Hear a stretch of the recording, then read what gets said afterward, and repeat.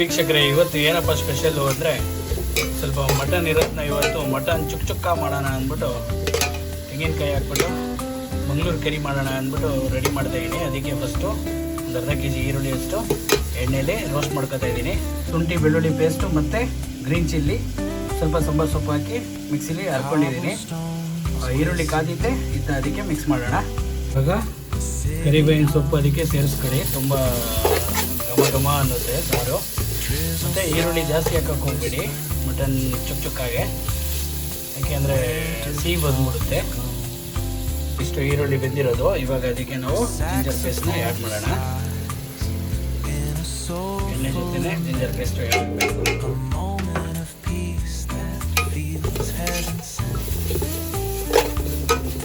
ಇಲ್ಲಿ ಮಟನ್ನ ಕುಕ್ಕರಲ್ಲಿ ಬೇಯಿಸ್ಕೊಂಡಿದ್ದೀನಿ, ಯಾಕೆಂದರೆ ಒಂದೊಂದು ಮಟನ್ ಬೇಯಲ್ಲ, ಹಾಗಾಗಿ ಕುಕ್ಕರಲ್ಲೇ ಬೇಯಿಸಿದ್ದೀನಿ. ಬೇಯಿಸಿರೋ ನೀರು ಸಮೇತ ಇದಕ್ಕೆ ಇವಾಗ ಆ್ಯಡ್ ಮಾಡೋಣ.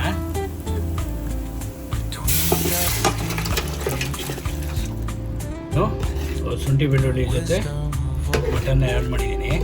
ಇದ್ರ ಜೊತೆ ಒಂದು ಸ್ವಲ್ಪ ಕುದಿಲಿ ಇದು, ಆಮೇಲೆ ಮಸಾಲೆ ಹಾಕೋಣ.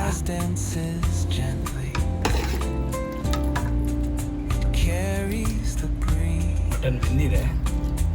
ಯಾವಾಗಲೇ ಆಗಲಿ ಮಟನ್ ಬೇಯಿಸ್ಬೇಕಾದ್ರೆ ಪುಡಿ ಉಪ್ಪು ಯೂಸ್ ಮಾಡೋಕ್ಕೆ ಹೋಗ್ಬೇಡಿ, ಕಲ್ಲು ಉಪ್ಪು ಯೂಸ್ ಮಾಡಿ.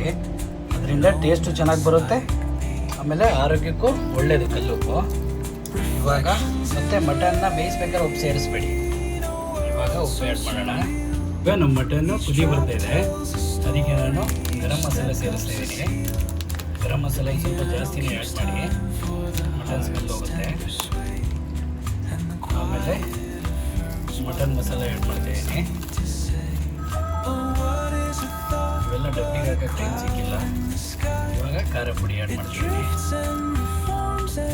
ಖಾರ ಪುಡಿ ನೋಡ್ಕೊಂಡು ಹಾಕಿ, ಕಾಶ್ಮೀರಿ ಚಿಲ್ಲಿ ಪೌಡರ್. ಈ ಸಾರು, ಮೀನು ಸಾರು ಮತ್ತು ಮಟನ್ ಸಾರಿಗೆ ಅರಿಶಿನ ತುಂಬ ಇಂಪಾರ್ಟೆಂಟ್ ಆಗಿರುತ್ತೆ. ಅರಿಶಿನ ಒಂದು ಸ್ವಲ್ಪ ಜಾಸ್ತಿನೇ ಹಾಕಿ, ಇವಾಗ ಅದರದ್ದು ಸ್ಮೆಲ್ ನಿಮಗೆ ಗೊತ್ತಾಗಲ್ಲ. ಇವಾಗ ಚೆನ್ನಾಗಿ ಮಿಕ್ಸ್ ಮಾಡ್ಕೊಳ್ಳಿ. ಇದರಲ್ಲಿ ಚೆನ್ನಾಗಿ ಕುದಿ ಬರಲಿ. ಮಟನ್ ಕರಿಗೆ ಏನಪ್ಪ ಸ್ಪೆಷಲ್ ಅಂದರೆ ಮಟನ್ ಚುಕ್ಕಾಗೆ ಈ ಗೇರ್ ಬೀಜ ಕ್ಯಾಶು ಇಂಪಾರ್ಟೆಂಟ್ ಆಗಿರುತ್ತೆ. ಕ್ಯಾಶುನ ನಾವು ಮಿಕ್ಸಿಲಿ ಹರ್ಕೊಳ್ಳೋಣ. ಕ್ಯಾಶುನ ನಾನು ಚೆನ್ನಾಗಿ ರುಬ್ಕೊಂಡಿದ್ದೀನಿ, ಅದಕ್ಕೆ ಇವಾಗ ಇದಕ್ಕೆ ಆ್ಯಡ್ ಮಾಡ್ತೀನಿ. ತುಂಬ ಚೆನ್ನಾಗಿ ಟೇಸ್ಟ್ ಬರುತ್ತೆ.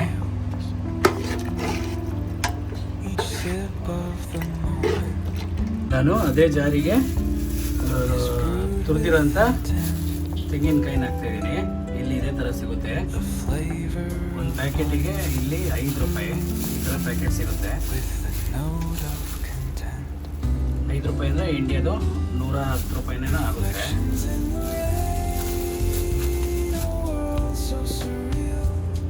ಮಿಕ್ಸಲ್ಲಿ ಇಟ್ಬಿಟ್ಟೆಲ್ಲ ಗಟ್ಟಿ ಆಗ್ಬಿಟ್ಟಿದೆ ನೋಡಿ. ಈ ಥರ ಇದೊಂದು ಕೋಚಿಗೆ 5 ರಿಯಲ್ಲು ಅಂದರೆ ಇಂಡಿಯಾದು 125 ರೂಪಾಯಿ ಆಗುತ್ತೆ. ಇವಾಗ ರುಬ್ಕೊಳ್ಳೋಣ. ಹಾಕಿರೋ ಖಾರ ಪುಡಿ ಸ್ವಲ್ಪ ಖಾರ ಕಮ್ಮಿ ಇದೆ, ನಾನು ಇದ್ರ ಜೊತೆನೇ ಸೇರಿಸ್ತೀನಿ ಕಾಯಿ ಜೊತೆ. ಅವಾಗ ಕಲರ್ ಚೆನ್ನಾಗಿ ಬರುತ್ತೆ. ನಿಮಗೆ ಸಾರು ಕಲರ್ ಚೆನ್ನಾಗಿ ಬರಬೇಕು ಅಂದರೆ ರೆಡ್ ಚಿಲ್ಲಿ ಇರೋಂಥ ಕಾಶ್ಮೀರಿ ಚಿಲ್ಲಿ ತಗೊಳ್ಳಿ. ಈಗ ನಾನು 4 ಕಾಯಿ ಮೆಣಸಿನ್ಕಾಯಿ ಸೇರಿಸ್ತಾ ಇದ್ದೀನಿ. ಕಾಯಿ ಮೆಣಸಿನ್ಕಾಯಿ ಫಸ್ಟೇ ಸೇರಿಸ್ಬೇಡಿ, ಯಾಕೆಂದರೆ ಇದು ಚೆನ್ನಾಗಿ ರುಚಿ ಬರುತ್ತೆ.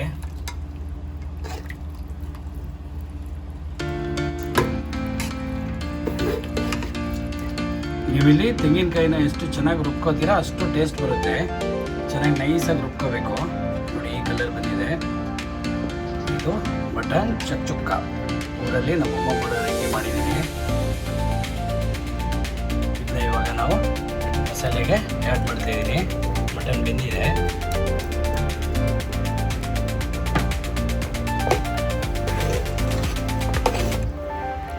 ಆಹಾ, ಘಮ ಘಮ ಅಂತಿದೆ. ಸಾರು ಗಟ್ಟಿ ಆಗುತ್ತೆ. ಸ್ವಲ್ಪ ಇದನ್ನ ಕುದಿಯಕ್ಕೆ ಬಿಡಿ.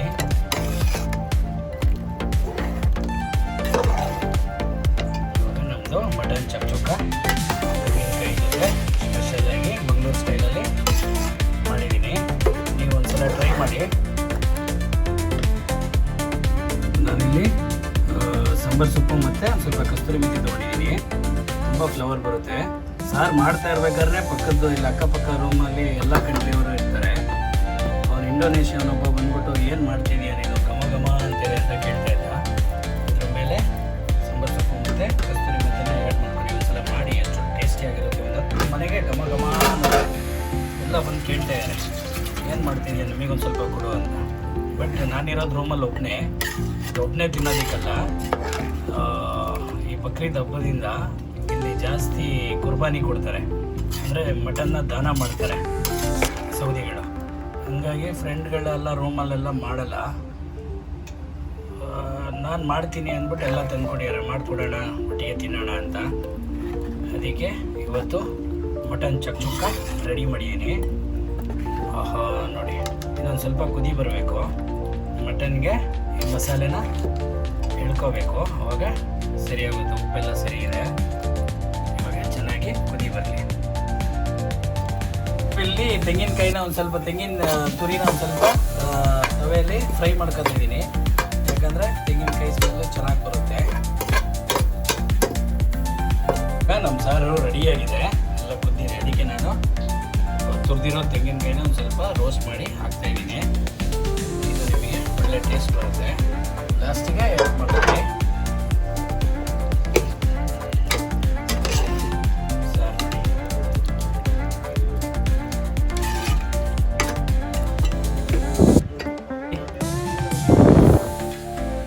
ಬೆಂದಿದೆ, ಎಲ್ಲ ಎಳ್ದಿದೆ. ಸರ್ ಸೂಪರ್ ಆಗಿದೆ. Okay, take care. ಇದಕ್ಕೆ ಇವಾಗ ಕಡುಬು, ನೀರು ದೋಸೆ, ಇಡ್ಲಿ, ಚಪಾತಿ, ಪರೋಟ ಏನು ಬೇಕಾದ್ರೂ ಹಾಕೊಂಡು ತಿನ್ಕೋಬೋದು. ನಾವು ಇವತ್ತು ಪರೋಟ ತರಿಸ್ತಾ ಇದ್ದೀನಿ.